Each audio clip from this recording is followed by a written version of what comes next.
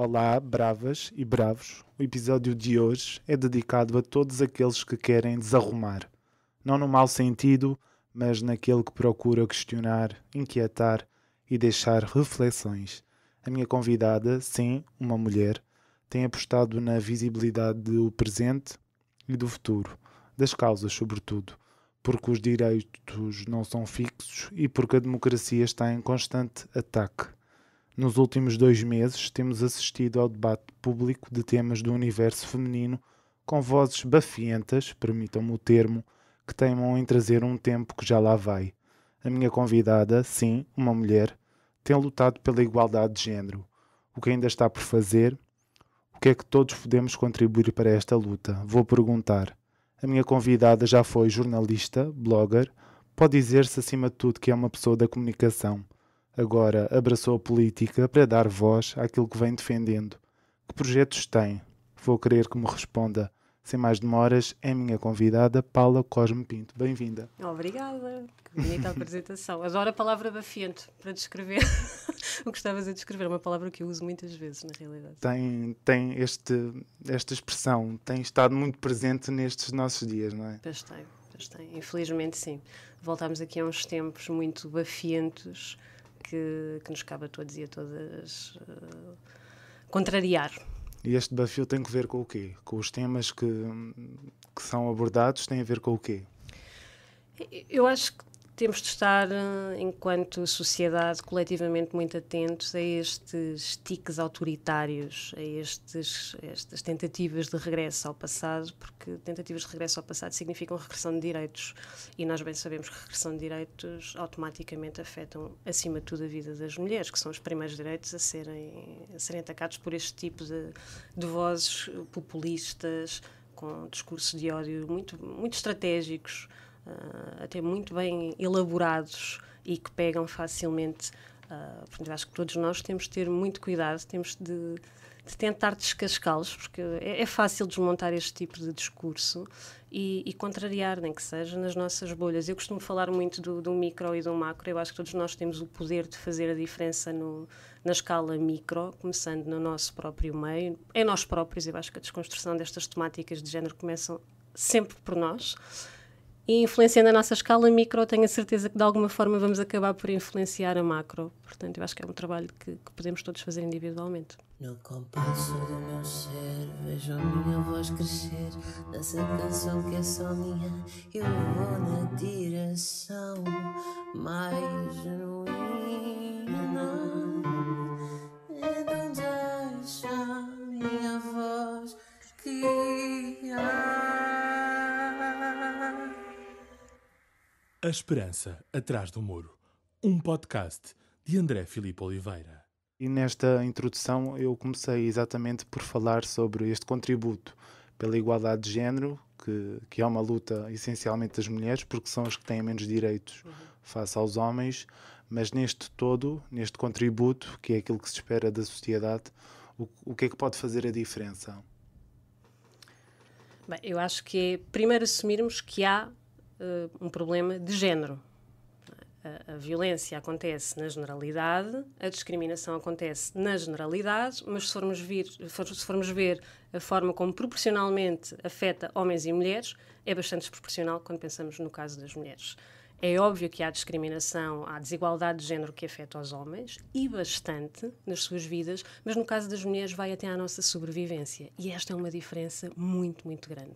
Não é só a questão dos afetos, que obviamente que também são espartilhados, não são só os direitos do dia-a-dia, vai mesmo à nossa vida. Portanto, há muitas mulheres que continuam a morrer todos os dias. Neste momento em que nós estamos aqui a falar, alguma mulher muito provavelmente poderá estar a ser morta algures no mundo, apenas por ser mulher.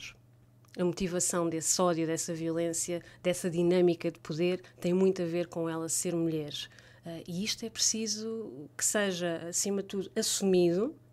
Globalmente nós temos de assumir, há esta diferença. As mulheres têm discriminações que lhes são dirigidas apenas por serem mulheres. Têm múltiplas formas de desigualdade, de dificuldades, de obstáculos ao longo da vida, de violências que lhes são dirigidas apenas por serem mulheres. Portanto, quando falamos de feminismo, é sobre todos e todas. O feminismo é para toda a gente. Contudo, o lugar de fala tem de ser das mulheres e o enfoque tem de ser, obviamente, nas mulheres. Esperemos que um dia não seja necessário. E passemos a ser só humanistas, não é? Exato, seria Costuma perfeito. dizer muito, women support women, é um slogan muito comum dentro do feminismo. Eu gostava que um dia chegássemos ao ponto do human support human, mas até lá estamos muito longe disso acontecer e precisamos nos focar, obviamente, naquelas que são mais prejudicadas, e neste caso são as mulheres, que são muitas vezes vistas como uma minoria, que é um nome que eu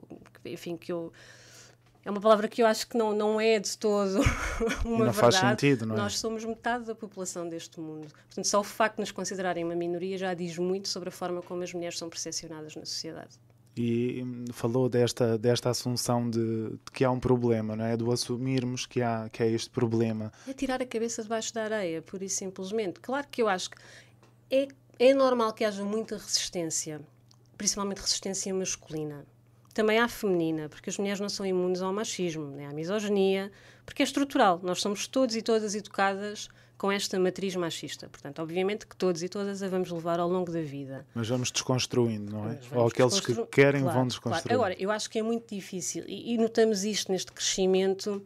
Ainda agora saía no The Economist um estudo que mostrava como os jovens homens estão cada vez mais à direita e com ideias mais conservadores, e as mulheres estão cada vez mais à esquerda e mais progressistas. Isto diz muito, não é? Eu acho que para os homens que enfrentam neste momento, primeiro que tudo, uma grande crise de masculinidade, o que é ser homem hoje em dia? Antigamente era o poder, a violência, o ser o mais forte. Hoje em dia já não é isso que se espera também dos homens. Então, afinal, o que é que se espera? É normal que seja confuso.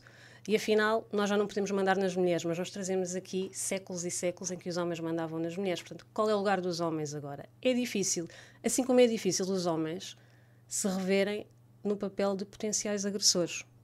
Não quer dizer que todos os homens sejam agressores, mas olhamos para as estatísticas e realmente os homens são a larguíssima maioria dos agressores. São a maioria das pessoas que matam as mulheres. Portanto, também temos de assumir isso coletivamente. Claro que isto traz imensos desconfortos. É preciso que os próprios homens façam essa autoanálise.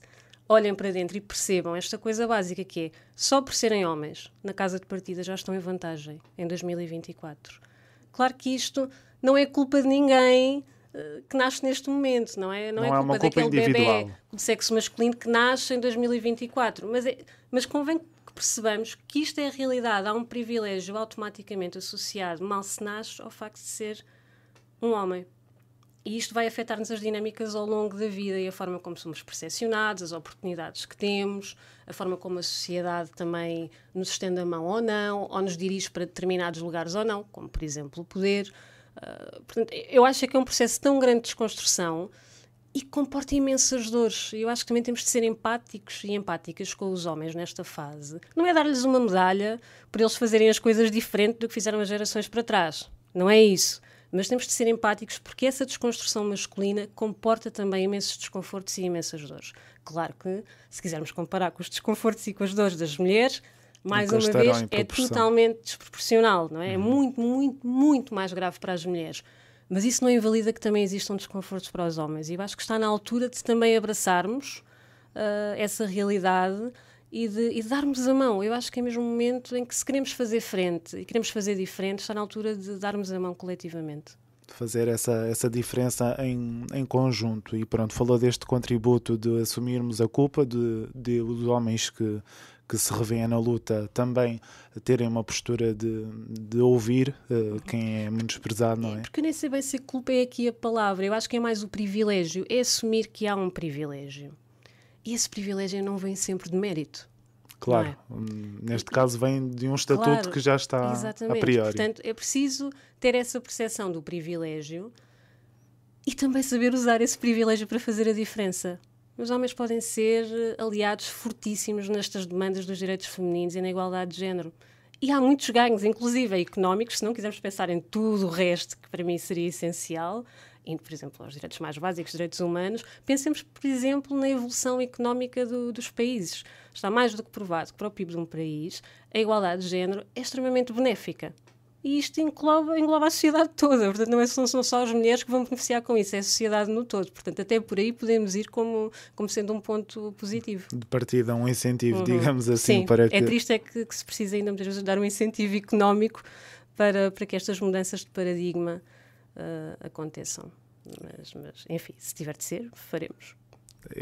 são questões, não é? Que surgem inevitavelmente com este tipo de debates. Eu muitas vezes, ainda a sair agora do meu local de trabalho, tive essa questão. A condescendência de que às vezes, como os homens olham para as mulheres, e o meu colega dizia-me: olha como a Marta Temido se está a comportar bem nesta campanha, fazendo algum brilharete. Era suposto não fazer um brilharete por ser mulher. E eu questionei exatamente isso. Não estava a perceber aquela condescendência da questão, mas a verdade é que há muito... Isto ainda é uma questão, não é? De fazer estes reparos. Porquê? Bem, eu acho que mais uma vez temos de voltar à matriz. Eu acho que a forma como meninos e meninas são socializados desde tenra idade diz muito daquilo que depois nós podemos ser ou não no futuro. Ou do esforço que nos exige também quebrar estes padrões. Aliás, basta pensar, a criança ainda não nasceu, está dentro da barriga, e a primeira pergunta é sempre: é menino ou menina? Como se o ser menino ou menina já definisse ali alguma coisa, quando na realidade é só um bebê. E faz sentido ainda celebrarmos essa diferença de género? Não sei, eu pergunto-me, é relevante quando eles são bebés? Eu, por exemplo, eu só soube que a minha filha era uma menina a poucas semanas do parto, e foi porque um médico se descaiu. Porque para mim, queria mesmo fazer este exercício do até que ponto eu própria conseguia desconstruir estas questões em mim, nós enquanto casal, a nossa família e a sociedade à minha volta. E foi muito engraçado as coisas que eu ouvi por não saber o sexo da criança. Ouvi, inclusive, que, por exemplo, não ia conseguir estabelecer um vínculo com o meu bebê por não saber o sexo. Isto foi das coisas que para mim mais me chocou quando me disseram isto. E um profissional de saúde. E eu pensei, bem, caramba, realmente como é que é possível colocarmos esta pressão toda na questão do sexo? Claro, as avós queriam comprar as roupinhas e não sabiam que cor, como se houvesse uma cor especial se fosse menino ou menina. Portanto, eu ainda estava grávida e já estava a perceber toda a construção que estava a ser feita para aquela criança. Ela ainda não tinha nascido. E hoje em dia estou muito atenta a isso, porque consigo observar nestes momentos, nas dinâmicas das festas de anos infantis, nas dinâmicas da escola, como isto acontece, coisas que obviamente que eu já não me lembro, não é? Porque as nossas memórias não vão tão lá atrás, mas é normalíssimo ir a uma festa de anos e o primeiro elogio que fazem às meninas é sempre: és tão bonita, parece uma princesa. Os rapazes é sempre: estás tão grande, és tão forte. Isto já está a definir rótulos àquelas duas crianças. Os brinquedos que se oferecem. Eu tive de bater muito o pé do... Que sentido é que faz oferecerem um nenuco à criança? Ela tem 1 ano. Não lhe oferecer já um nenuco, porquê? Não é? Porque um bebê, para um bebê, não faz sentido. Não, deem. E percebia a tendência das coisas das princesas, nada contra. Mas eu acho que as crianças têm de ter diversidade de opções para explorar, sejam meninos ou meninas. Lá em casa, enfim, há desde a pista de automóveis à boneca, ao kit de maquilhagem, à máquina, à mesa de construções. Mas eu já estive em casa de outros pais, com outras crianças, que o fazem com a melhor das intenções, não é pôr as intenções em causa, mas estão tão formatados que de repente um menino só tem os brinquedos tipicamente de menino, isto muito entre aspas, não é? E não se reflete, e depois a criança, sem querer, ou aquele contexto, a leva para uma infração social, caso ela cometa, não é? Claro. E a vergonha que muitas vezes os próprios pais sentem. Porque, por exemplo, eu lembro de uma amiga pintar as unhas ao filho, porque o filho queria muito pintar as unhas, e do pai ficar muito incomodado com aquilo, mas porque é que ele, sendo menino, tem de andar de unhas pintadas? Quer dizer, é só uma criança a explorar, quer pintar as unhas porque é divertido, não é? Sim, mas tem mas qualquer tem uma sentido estético. Ou no parque, continuo a ouvir muitas vezes, quando vou com a minha filha, frases que eu achava que por esta altura já não se diriam, como não chores, não sejas mariquinhas, para os rapazes. Tu és forte, para que é que estás a chorar? Não é? Isto são coisas que entram desde muito pequeninos e que depois são levadas para a vida inteira. Não é normal que depois tantos homens tenham, por exemplo, muito receio de procurar um psicólogo quando estão com problemas do foro de saúde mental. Os homens não choram, os homens têm de ser fortes, os homens têm de ser resilientes, têm de ser levados ao limite e aguentar sempre tudo. Caramba, um homem não tem de aguentar sempre tudo, certo? O machismo é até pior para os homens, não é? Em muitos casos, não é? Neste caso do estereótipo, daquilo que se espera socialmente, quer dizer, eu acho que é francamente pior para as mulheres em tudo, Obviamente, não é? Mas eu acho que há mas estes sim, pontos que é preciso também começar a retirar as camadas da cebola. Pensando aqui numa metáfora, os homens estão cheios de camadas em cima também. O que queria dizer era que os homens muitas vezes, por cumprir determinados papéis, também acabam por ser vítimas desse cumprimento desse papel. Não é? Têm muitos privilégios, mas dentro do privilégio também são vítimas do próprio machismo. Só que às vezes é muito difícil reconhecer que são vítimas do machismo, até porque para reconhecerem já têm de estar a remar contra a maré dos seus pares. Já a fazer pequenas lutas, Exatamente. não é? E é muito difícil remar-se contra a maré. E isso tem um custo, não é? Esse remar contra a maré. Quando é que isso foi perceptível em si ou em ti? Em mim. Eu acho que talvez o bullying online tenha sido a forma... Ou seja, aquelas bocas de colegas ou até da própria família, não vamos falar aqui sobre isto, imagina, noite de Natal, não vamos falar disso, que senão ela vai se já chatear. Pronto. Hoje em dia eu chatei muito pouco com estas coisas, tenho conversas, enfim, escolho muito bem as guerras que compro e os momentos em que vou ter conversas em que só me vão desgastar ou não. Mas eu acho que se tornou muito perceptível quando comecei a receber ameaças, insultos, enfim, formas muito humilhatórias de se remeterem para mim, de fazerem posts em blogs com fotos minhas e frases descontextualizadas. Enfim, o bullying online é um preço muito, muito elevado a pagar para as mulheres na esfera pública. Ainda para mais se for uma mulher que é jovem, uma mulher que fala sobre coisas incómodas, com voz, não é? Que mete o dedo na ferida, que questiona. Não é nada bom uma mulher questionar. Não é esse o lugar da mulher na sociedade. Eu acho que é. Claro, é o mas de há um todos, preço não é? muito grande a pagar quando se questionam as regras do jogo. E eu ando há mais de uma década a pagar esse preço e aprendi a lidar com ele. Mas acho que é importante falarmos nisso. E não é o acaso que ainda há pouco tempo na diretiva do combate à violência contra as mulheres está explicitamente mencionado a violência digital, porque a violência digital afeta, mais uma vez, desproporcionalmente as mulheres. E as jovens raparigas estão a sofrer muito com isso. Neste caso, que custos trouxeram essa exposição digital? Para mim? Sim. Eu acho que traz... É impossível uma pessoa ser imune a insultos, a humilhações, a ameaças, que têm todas uma... É muito engraçado, isto é engraçado muito entre aspas, mas é engraçado analisar porque estes insultos online têm uma matriz muito machista por si só.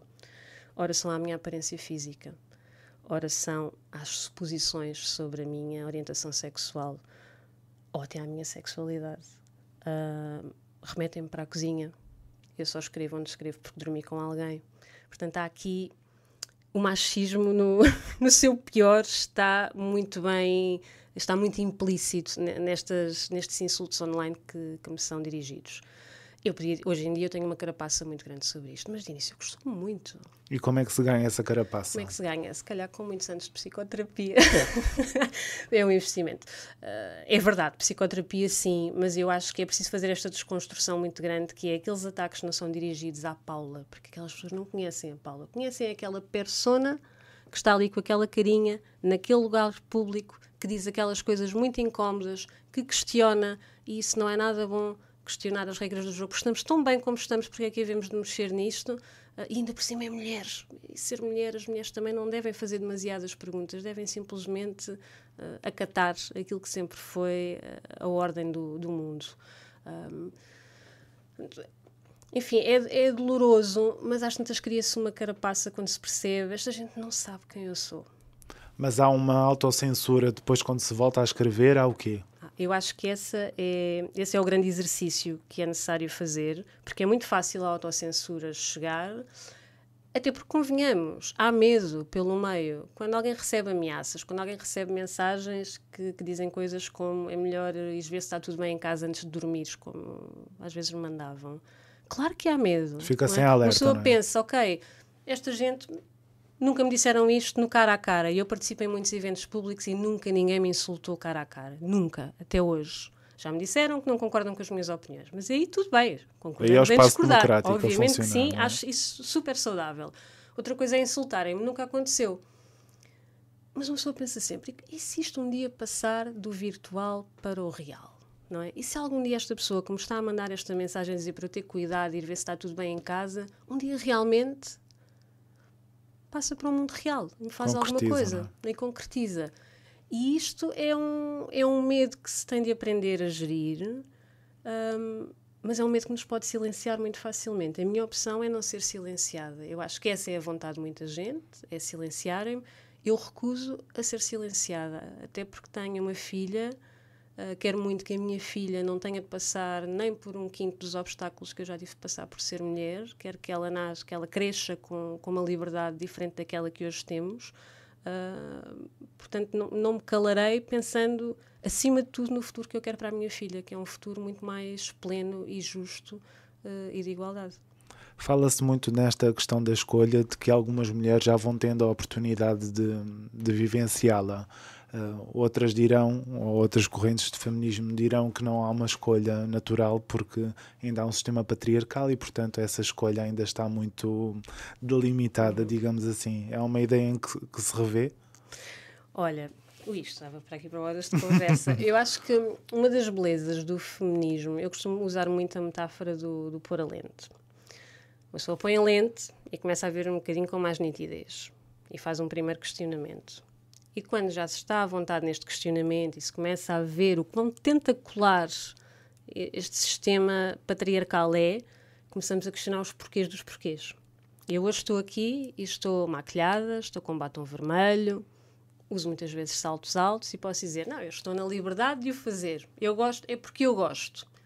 Mas depois há um lado meu que muitas vezes, e tu gostas porquê? Porquê é que tu achas que fica mais bonita com um batom vermelho e com os saltos altos? Mas depois pergunto, mas é preciso eu estar a questionar os porquês dos porquês? Portanto, isto pode ser aqui uma bola de neve que nunca mais acaba. Eu, por exemplo, eu sei que eu tenho imenso problema em não fazer a depilação. E faço a depilação. É a minha escolha fazer a depilação. Também tenho a escolha de não fazer a depilação. Mas a minha escolha de fazer a depilação é realmente uma escolha minha? Ou é porque eu estou condicionada por aquilo que a sociedade diz que a falta de depilação representa? Portanto, isto podemos andar aqui sempre às voltas. É como eu posso aparecer, autossexualizar-me, erotizar-me numa foto de Instagram. É a minha liberdade. E, ponto assente, é a liberdade total de qualquer mulher que o faça. Mas também podemos questionar, mas porquê é que te autossexualizas e autoerotizas no espaço público? Não é? Porquê? Mas só que isto é chamada never-ending story. Podemos estar a questionar os porquês dos porquês. Eu acho importante questionarmos e eu acho que, acima de tudo, é importante as pessoas sentirem-se livres. E também temos de permitir que as outras pessoas se sintam livres de formas diferentes da nossa. Mas se uma mulher... Eu, por exemplo, eu ponho fotos muito raramente de mim mesma no meu perfil público. É a minha opção. Nada contra as ativistas que põem fotos delas em biquíni. Nada contra. Cada uma está na liberdade. Essa é a beleza. É as mulheres terem a liberdade, as mulheres e os homens, mas neste caso pensando no feminismo, poderem fazer o que quiserem em consciência. Mas há essa liberdade havendo este sistema patriarcal que é vigente? Eu acho que a liberdade não existe totalmente. Nós estamos sempre eternamente condicionadas. Até desmancharmos este sistema patriarcal, nós trazemos no nosso ADN, na nossa herança de séculos e séculos de sistema patriarcal, formas de nos autoprojetarmos no mundo. Acho que podemos ir fazendo conquistas. Lá está. Uma mulher que se autossexualiza parece uma grande conquista. E é uma grande conquista. Porquê? Porque as mulheres foram sexualizadas só para o proveito masculino e para o proveito de lucros, para proveitos económicos de empresas, etc. Não é? Portanto, é um momento de liberdade. As mulheres dizem, não, eu vou pôr uma foto minha em lingerie só porque me apetece e porque eu tenho liberdade para isso, tenho livre-arbítrio, é a minha escolha em consciência. Um grande aplauso a isto. É verdade. Mas depois podemos pensar, então, mas e porquê é que tu o fazes no espaço público? O que é que isso te traz? Será que isso não remete mais uma vez para o sistema patriarcal, porque tu te sentes mais poderosa se estiveres sexualizada?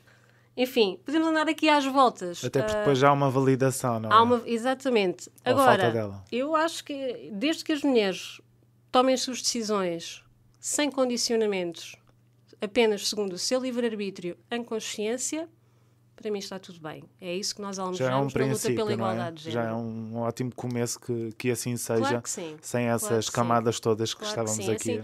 às vezes dizem, porque as feministas, lá está, não tiram pelos, porque as feministas não usam maquilhagem. Caramba, pomos tantos rótulos em cima das feministas que isto é por si só um contratempo, não é? O feminismo é sobre liberdade, o feminismo é sobre podermos escolher o que queremos ser, é não estarmos condicionadas, espartilhadas pela sociedade. Portanto, há muitas formas de ser uma mulher feminista. Eu posso ser feminista e ser dona de casa, se for essa a minha escolha, sem condicionamentos. Mas lá está, depois podemos questionar, não é? Podemos Por estas questionar. camadas. Agora, eu acho que se perde muito tempo a questionar as feministas quando se calhar devíamos estar a questionar o resto do mundo que ainda não vê a igualdade de género e a equidade como metas enfim, que são urgentes e necessárias e que é inaceitável que ainda não tenham sido alcançadas. Muitos desses temas têm servido de base a muitas crónicas que assinas e muitas delas com aquele custo depois do feedback que já falámos aqui, e eu queria saber sobre estes temas, até porque uma das últimas crónicas tinha que ver com o assédio sexual no ambiente de trabalho corporativo em agências de publicidade, e pareceu-me de facto um tema que merece atenção. Por ser especificamente ao ramo da publicidade, há uma agravante. Foi muito específico aquilo que escreveste nesta crónica, detalhadamente. Sim, eu acho que aquilo foi para dar a conhecer a página de F-Size, que eu descobri recentemente, e realmente aquela página é dedicada a este setor. E a minha crónica também é no jornal Meios e Publicidade. Fez sentido. Que faz, enfim, os conteúdos são precisamente sobre este setor, portanto achei que era o local perfeito para meter o dedo na ferida, porque vai chegar diretamente aos sítios onde estão os potenciais agressores. E eles existem, porque quem espreitar a página de F-Side vai perceber muito facilmente, pelos relatos na primeira pessoa, o quão estrutural é esta forma de violência. Agora, ali falamos do universo criativo, do universo das agências de publicidade, que muitas vezes recorrem aos estereótipos, não é? Exatamente. Eu acho que tem sido feito um grande trabalho, desconstrução, mas também há muita regulamentação e há uma crítica social cada vez mais apertada. Portanto, acho que as marcas também já estão com mais atenção, os criativos estão com mais atenção. Continuamos a ter, às vezes, erros que são incompreensíveis como é que continuam a acontecer, mas eu acho que há cada vez mais atenção. Se olharmos para a publicidade de há uma década, estamos a léguas de distância. Agora, aquela crónica fala sobre este universo, mas depois também fala da campanha da L'Oréal, que mostra como o assédio de rua acontece todos os dias, a toda a hora, faz parte do nosso dia-a-dia. Portanto, não é só no universo da publicidade. Infelizmente, a realidade do assédio sexual, neste caso em contexto laboral, é transversal a praticamente todos os setores. E isso é que é assustador. É assustador. É assustador o quão transversal é, o quão normalizado é, o quão silenciado é também.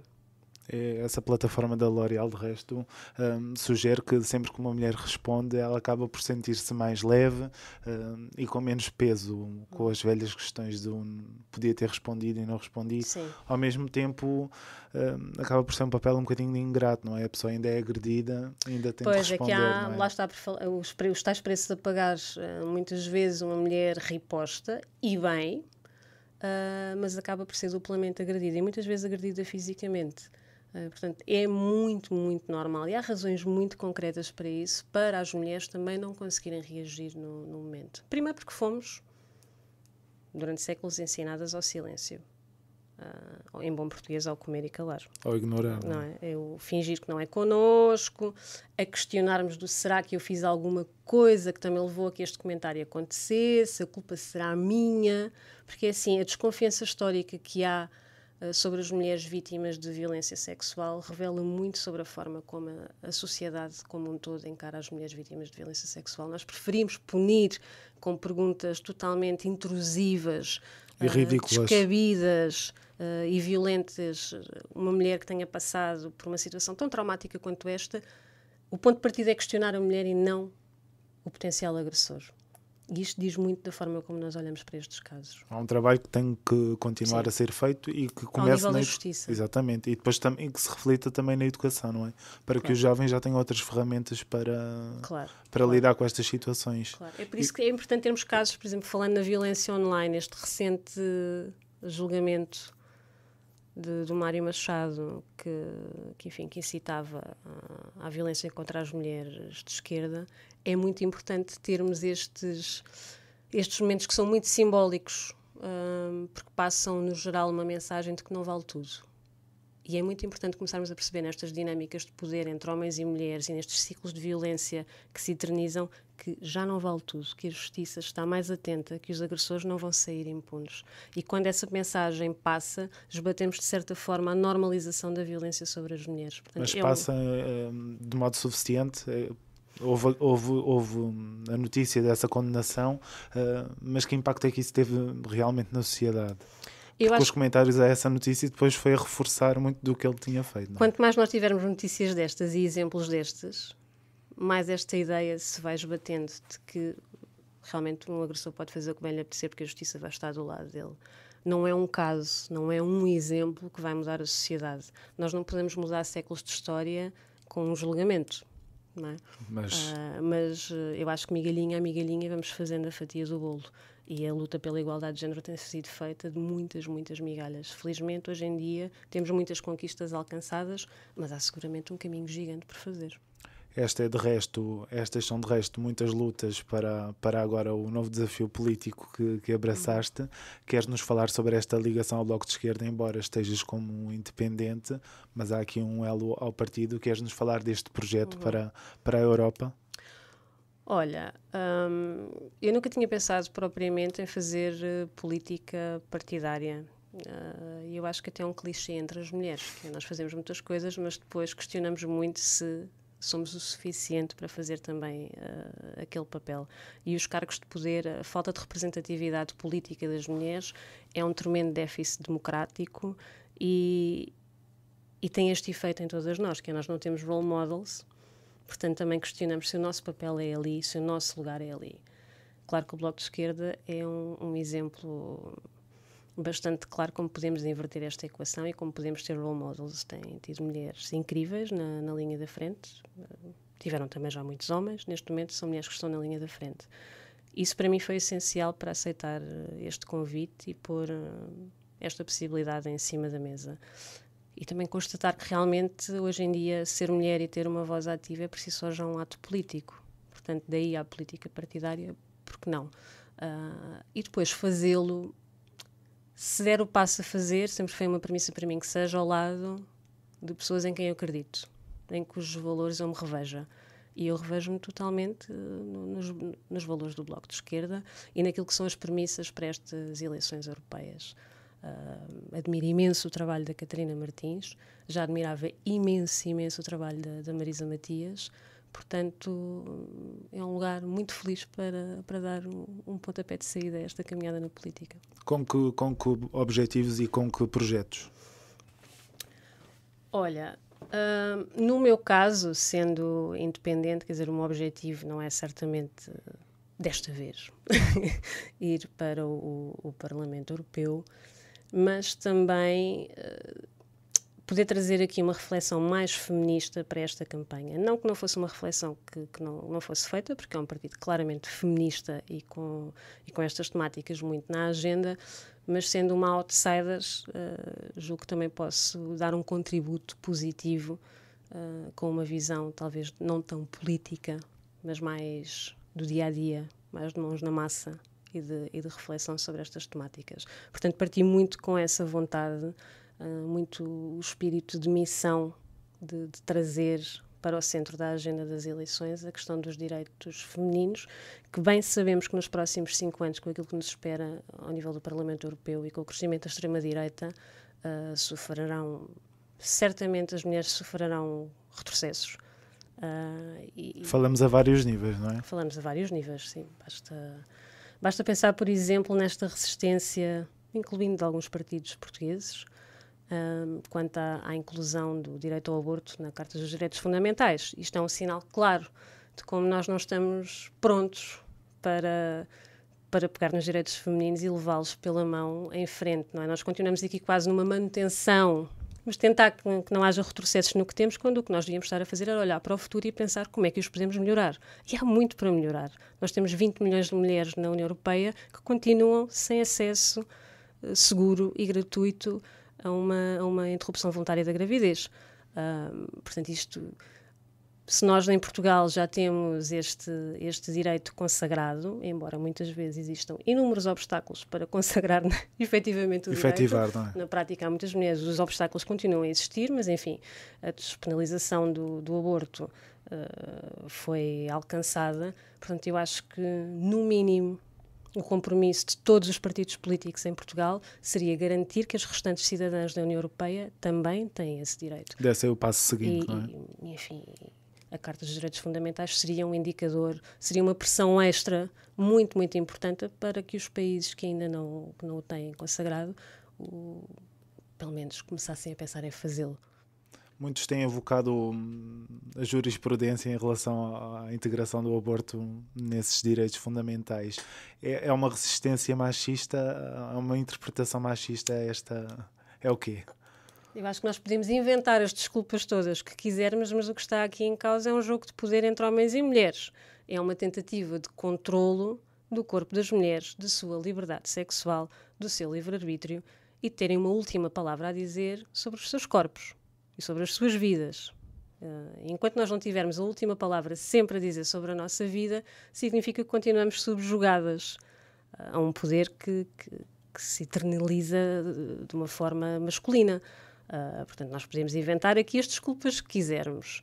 Não nos podemos esquecer que, por exemplo, que estamos num país laico e que desculpas relacionadas com crenças individuais religiosas são inaceitáveis. E não fazem qualquer sentido, não é? fazem de tudo. Eu queria pegar exatamente nesta questão do aborto, porque nestes últimos 2 meses temos visto muita gente a falar sobre esta questão, perguntando a opinião, e muitos homens têm sido vocais nesta questão. Porquê que os homens comentam tanto este tema que não lhes diz tanto respeito? Lá está, eu acho que há uma tentativa de serem os homens a controlarem a narrativa, porque sempre controlaram. Portanto, e esta é uma questão sobre a vida das mulheres. Portanto, quem devia controlar esta narrativa somos nós. Mas porquê que as vozes que têm aparecido têm sido as de homens? Porque são provavelmente quem resiste mais, não é? Quem quer que o status quo se mantenha inalterado, e ceder nesta questão é uma grande cedência, é dar uma grande vitória à partilha de poder das mulheres. Portanto, eu acho que a resistência vem muito daí. Se nós deixarmos as mulheres ter uma palavra a dizer sobre esta questão, o que é que virá a seguir? O que é que elas a seguir vão reivindicar? Onde é que elas mais querem ter poder? Isto é muito assustador para quem quer manter a balança do status quo desequilibradinha como ela tem estado. É abrir a porta a uma coisa que não se conhece. Não é? Agora vamos deixá-las ter opinião, tomarem decisões, terem a última palavra. Então, depois disto, o que é que pode acontecer? Não sei, esperemos que possamos descobrir em breve e que as mulheres possam ter uma última palavra e poder de escolha pleno em muitas outras matérias na nossa sociedade. E esta questão de ser uma mulher com visibilidade tem pautado muito o caminho por falar destes temas, e esta visibilidade acarreta aqui de alguma forma alguma representatividade, e isso chega depois de que forma? Através de comentários, de e-mails, chega de que forma?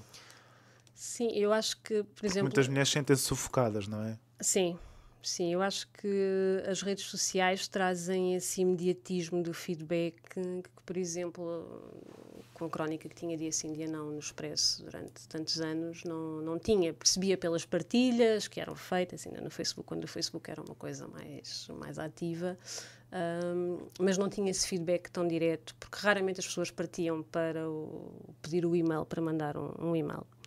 A não ser os bullies, sim. Adoram tentar descobrir os e-mails privados e fazer esse cerco cerrado. Para eles, as pessoas não se mobilizam tanto. Uma caixa de Instagram é muito fácil.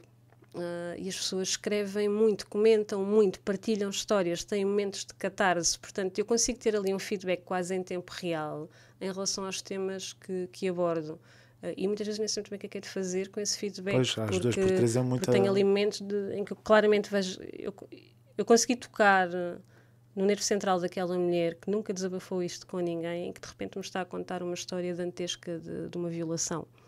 Ou um caso de violência doméstica e que não sabe sequer que passos é que há a dar. Quer dizer, eu não sou uma profissional especializada nestas matérias, portanto, eu depois tento, obviamente, com muito bom senso, encaminhar para os serviços certos e para os grupos de apoio certo, dependendo das temáticas, ou muitas vezes simplesmente ouvir e deixar que a pessoa tenha a sua catarse. Mas isso estes momentos de partilha também me servem um bocadinho como recarregar a bateria e perceber que é mesmo importante continuar a falar nestas temáticas, porque eu ainda fiz as contas, eu comecei a crónica no Expresso, fez este mês 16 anos. E 16 anos depois eu ando a falar muitas vezes nas mesmas coisas e parece, ok, já não devia haver nada para dizer 16 anos depois. Mas na realidade há coisas que simplesmente não mudam. A sociedade evolui em muitas matérias. Na questão da igualdade e na questão dos direitos femininos, está super estagnada em inúmeras questões. Isto chega a ser desmoralizante, asfixiante, mas depois ter este feedback em tempo real de pessoas que só agora é que de repente, porque viram um post, finalmente se reviram e pensaram, não, olha aqui está, nunca tinha ouvido isto, há quem pense como eu. E a partir que começam a trilhar o seu caminho, lá está, dentro da sua microbolha, isso para mim é muito compensador. Fazer a diferença. Sim. Aí notas que fazes a diferença. Note, e isso ajuda muito. Porque às tantas isto é só um processo cansativo. É muito cansativo continuar a falar destas matérias, é muito cansativo ser insultada todos os dias. Até porque depois há uma envolvência nas questões práticas, não é? Não se fica pelas palavras. Há a vivência, não é? Claro. E depois essa... Claro, eu acho que também quem trabalha nestas matérias, quer dizer, eu podia fazer uma página de Instagram só por uma questão de ego e para aparecer e para ter muitos likes. Não, acho que há depois uma questão de responsabilidade. Se alguém me traça um cenário seu ou de alguém conhecido, por exemplo, numa situação de violência doméstica, dizer, acho que tenho acima de tudo a responsabilidade de conseguir encaminhar para algum serviço que seja o mais adequado para a situação que aquela mulher está a viver.